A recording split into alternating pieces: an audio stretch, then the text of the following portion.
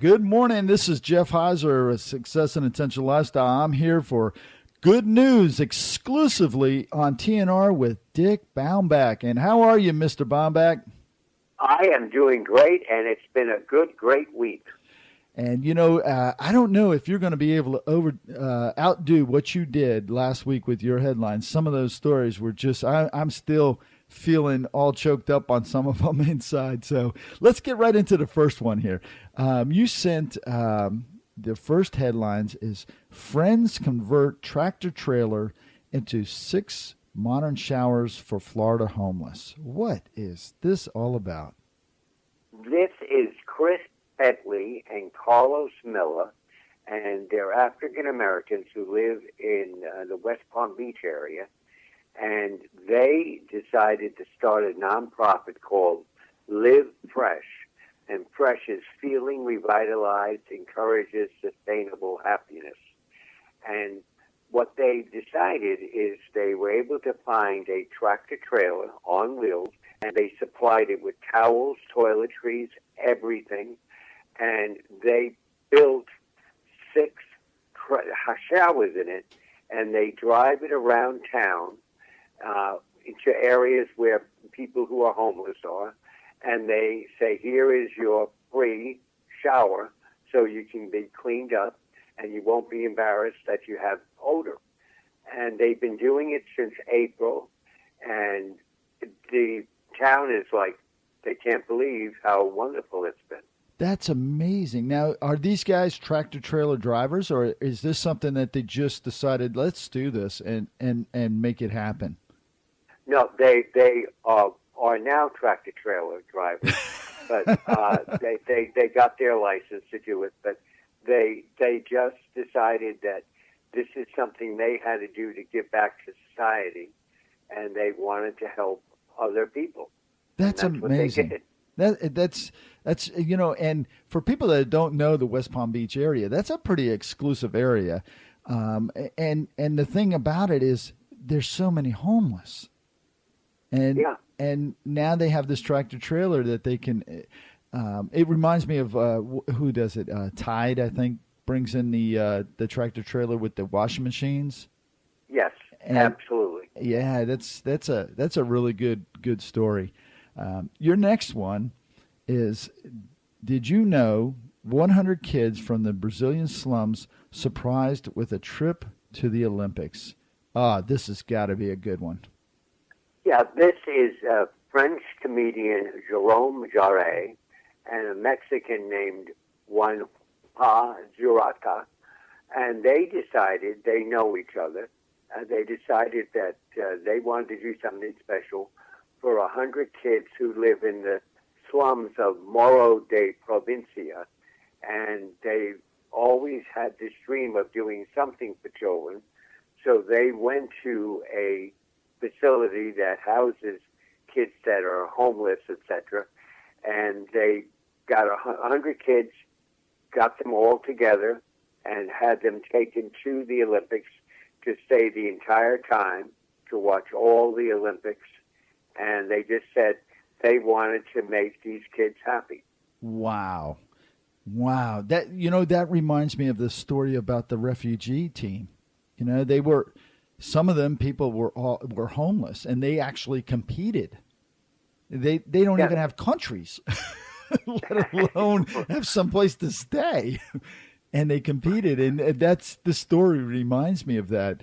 Now, did they stay like at the Olympic Village, or did it say where they stayed?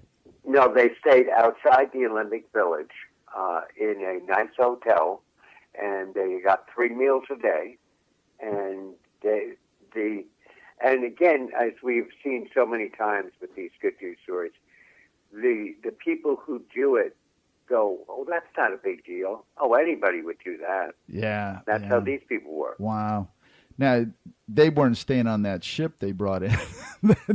all the NBA guys stayed on. No.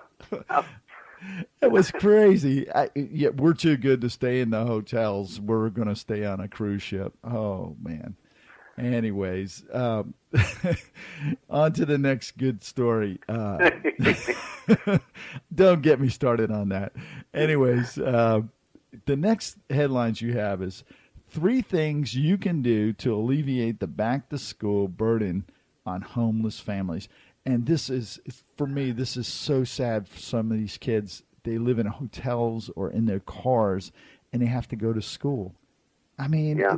life is tough enough on them, you know, and they're living in their vehicles or wherever and have to go to school. So tell us these 3 things.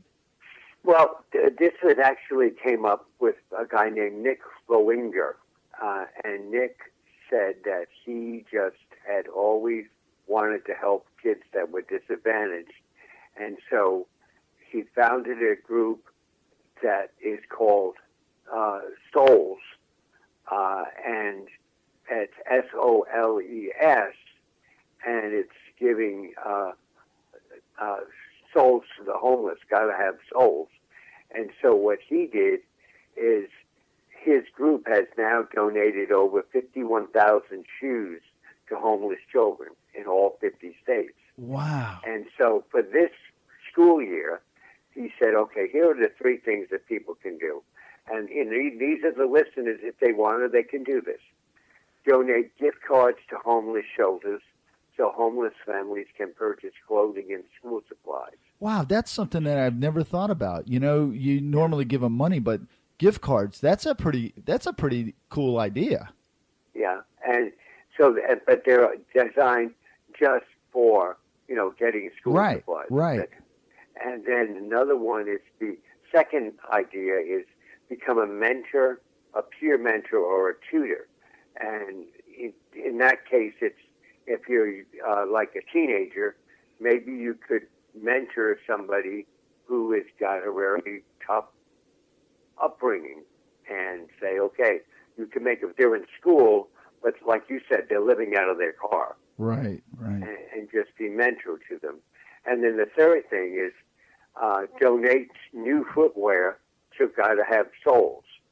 And what they do is people donate shoes to them. They're brand new, and it's like $15 a pair of shoes for a pair of sneakers, or $25 for teenage sneakers, and 100% of the donations go to the footwear program. Wow, that's, you know, you don't hear a lot about like that, where 100% of the donation goes to or goes back to the people that absolutely need it. Normally, they keep something out of it. That's a really good thing. You know, let me ask you a little bit about something here, where you said about the mentorship and, you know, about people helping these people. Don't you belong to an organization that already does some of this mentoring? I'm trying to think which one are you talking about? Junior Achievement. Oh yeah, Junior Achievement. We do mentoring. Yeah, that's absolutely correct. I'm like organization, yeah, Junior Achievement. We try and mentor students in grammar school, middle school, and high school on how to become successful in the economy. Right. And how to move forward. And, you know, we've had a lot of successful cases. You know, this story reminds me of that, and how, you know, adults like yourself and myself and others we might not have the capacities to do some of the other stuff, but we certainly can mentor. I mean, I've been in the classroom, you've been in the classrooms, right. and when they're in the classrooms, you don't know for sure who is who. And if you just touch everybody that's there, just think of what you're doing. And you can do that through that program, right? Well, that's exactly right. And that's what Junior Achievement is trying to do, is to help students understand how they can be successful, and, you know, how, from an economic standpoint, they can do things. And there have been a lot of success stories because of that. Right. So The reason I brought this up is because some people don't like to give money, and some people don't like to do the gift card stuff, but they can certainly volunteer to go be a mentor, right? Oh, exactly. And that it takes their time, but it doesn't take their monies. Right, and it works wonders. It really does. Yes. Yep. So the last headlines for this week really is one of my favorites, because this is like, how do you say it? Like the underdog taking charge. Yep. Women who escaped ISIS slavery create trained battalion to fight back and rescue others. Holy smokes! You can't make this stuff up. No, this is amazing. A bunch of women. There are 100 escaped Yazidi female slaves, and 500 more are in training. They created a military unit called the Force of the Sun Ladies to counterattack ISIS stronghold in Mosul. And these women said what they went through and what their male relatives went through, they're not going to do it. They decided they are creating their own battalion, and they are in uniform. They have been given training, and they are basically wherever war wages or women end up victims, and we are going to defend ourselves, and that's how they're doing it. And they're not messing around. That is just crazy. I when I saw that, and I started thinking, I wouldn't want to go against my wife in a fight. I'll tell you. Yeah, you're right. I mean, neither would I. Wouldn't want to go against Diane. You're right. But it's so amazing. The Israelis have had women in their military fighting right at the front for years and years, and they are some of the most fierce fighters that the world knows right now, because they really are. They take it right to you. If these women can take it to the ISIS fighters, maybe we could turn this thing around. Yep, I know. I mean, and the women are so focused and committed on doing it and making it happen. Yeah. Well, we've come to the end of our headlines for this week. Without giving anything away, what do you have for us next week? Any ideas? Well, there's a community that has come together to clean up a neighborhood, and that's all I'll say today. Well, that's great, and we can't wait until next week. And once again, another fantastic week of great good news headlines heard exclusively right here on TNR, Talk Network Radio, brought to you exclusively by Dick Baumbach. What do you got to say, Dick? I say I'm exclusive to TNR.